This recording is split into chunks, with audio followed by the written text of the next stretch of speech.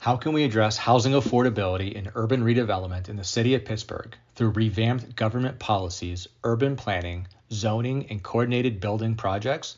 The city of Pittsburgh's housing affordability crisis and urban redevelopment challenges stem from deeply rooted zoning inequalities and market-driven housing discriminations that date back to the days of redlining, where discriminatory zoning practices segregated communities by race and class. Improvements to both the quality and supply of housing within the various city zones require a coordinated effort between government officials such as Dr. Jamil Bey, who is the Director of City Planning for Pittsburgh, and the private sector stakeholders such as Morgan Management, who is one of the largest landlords, and developers such as Action Housing. While policy interventions such as HUD's calculation from fair market rents to small area fair market rents and zoning reforms can improve affordability, the assumption is that policy alone can resolve systemic segregation and inequalities. However, this overlooks the resistance of landlords and developers who may continue to prioritize profits over affordability, the participation in the housing choice voucher programs, and bureaucratic hurdles that continue to limit equitable housing access to families across the city. Unfortunately, this is a tough task to overcome for any city. So let's dive into these issues and potential solutions.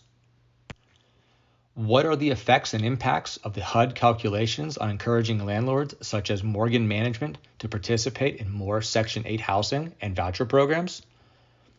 Contrasting different geographies and fair market rents, implications for the Housing Choice Voucher Program in Pittsburgh, PA, discusses and examines how the U.S. Department of Housing and Urban Development determines voucher amounts for landlords. According to the authors, landlords are compensated through a combination of public assistance and rent paid by tenants through calculations revised by HUD, using the small area fair market rents formula. The author's research concluded that more accurate rental pricing at the local zip code levels adjusts the voucher program values, making them more aligned with actual rent costs in various neighborhoods.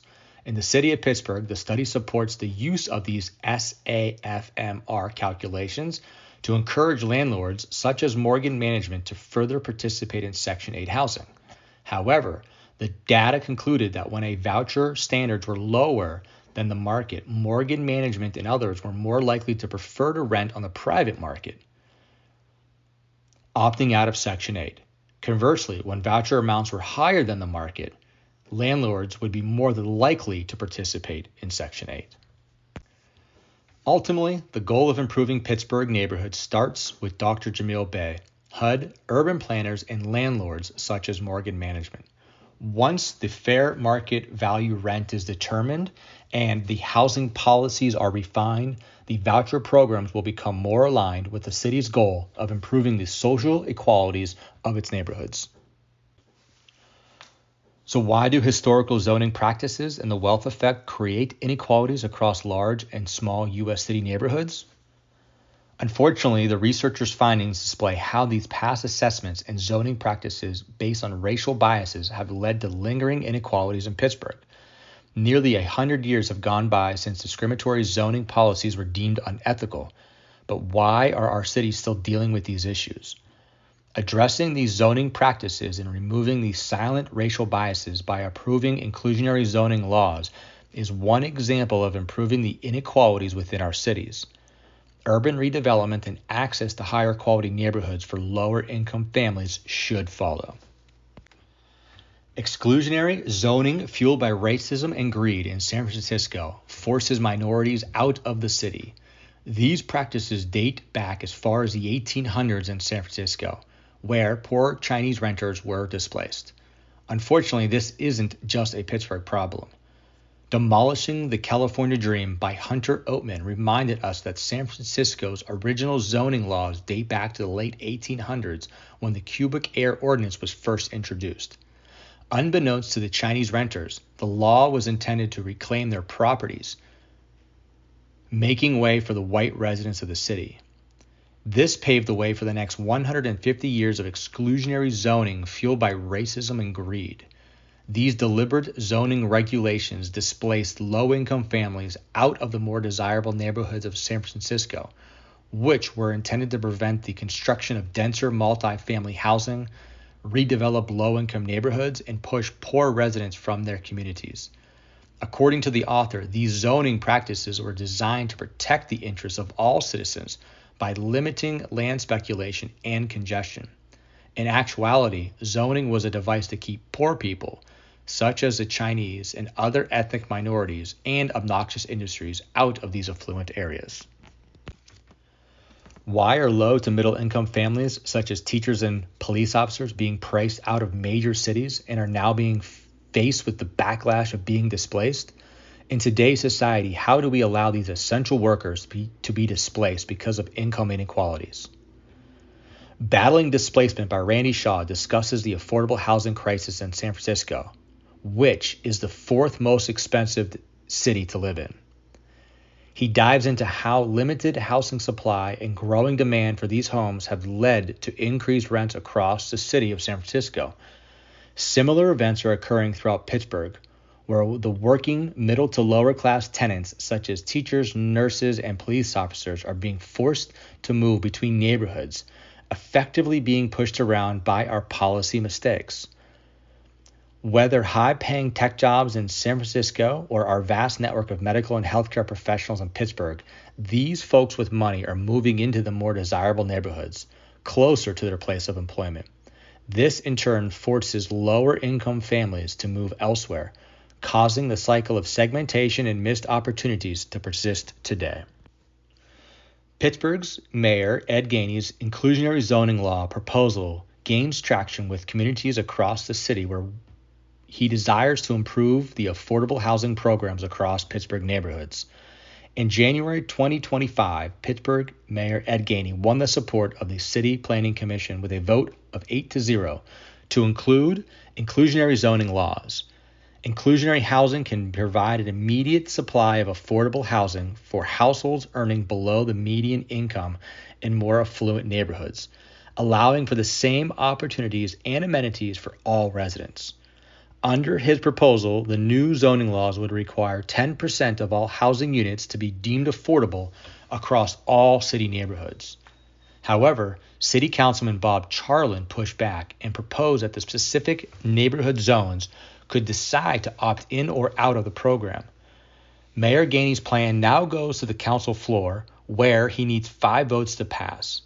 If approved, this would begin to change the landscape of the city's neighborhood zones, allowing for lower-income families to finally have access to affordable housing with the same opportunities as those with more means.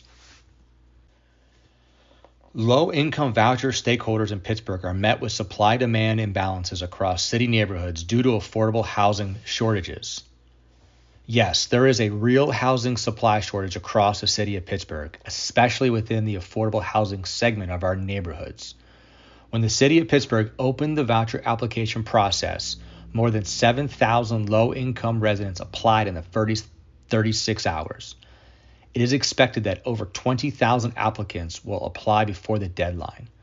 While having the voucher does not guarantee housing, it is highly sought after because it sets the rent cap for residents at no more than 1/3 of their monthly gross income, with the Federal Housing Authority paying the rest of the rent with federal funds. Unfortunately, landlords are not required to accept vouchers and can even specify on their properties that they do not accept Section 8 housing applicants. So why is there such a stigma to participating in Section 8 housing in 2025? Whether you're a private sector landlord, such as Morgan Management, or a mom and pop organization, these landlords have become hesitant to participate in Section 8 housing voucher programs throughout the city. However, others embrace the opportunity to serve low-income families across our city. Some private sector mom and pop landlords have been very hesitant to participate in Section 8 housing voucher programs due to several reasons, such as administrative red tape, delayed payment processing, rent control limitations, costly inspections, and concerns over the quality of the tenants and the stigma perceived to be a Section 8 landlord. However, many other landlords embrace these rental opportunities because of the guaranteed rent, reduced vacancy, tax incentives, and protection from market fluctuations.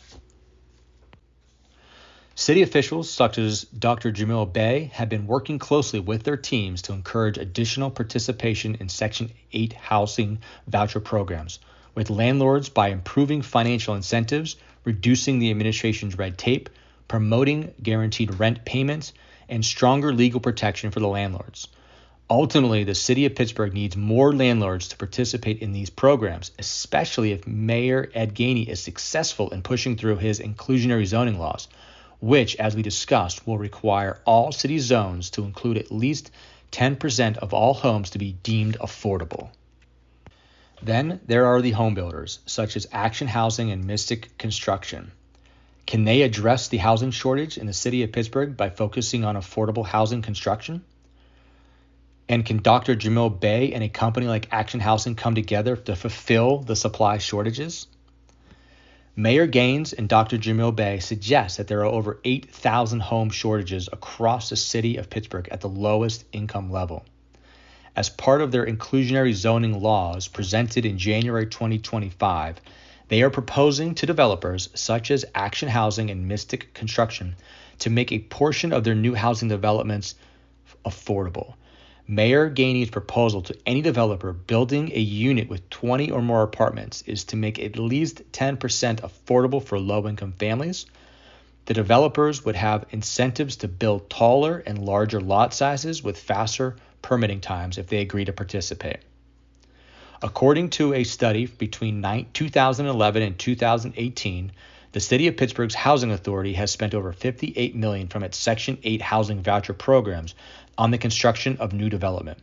Unfortunately, this is still not enough, and more work needs to be done between Dr. Jamil Bey and developers like Action Housing to provide additional homes throughout the City of Pittsburgh. In conclusion, the City of Pittsburgh is still dealing with a segregated and socioeconomically unequal environment that does not lend itself to the same opportunities as other communities, either located within the city or out in the suburbs. Addressing the inequality starts with government policy intervention, specifically within zoning, HUD recalculations of fair market rents, which currently concentrates lower income families in lower cost areas, and coordinating the supply issues associated with the demand for affordable housing in the city. However, Mayor Gainey and Dr. Jamil Bey are taking corrective measures to address these inequalities with the recent introduction of the inclusionary zoning proposals. Through incentivizing builders like Action Housing and Mystic Construction, the city can begin to address the housing supply and demand imbalances with a goal of building 8,000 new affordable homes throughout the city.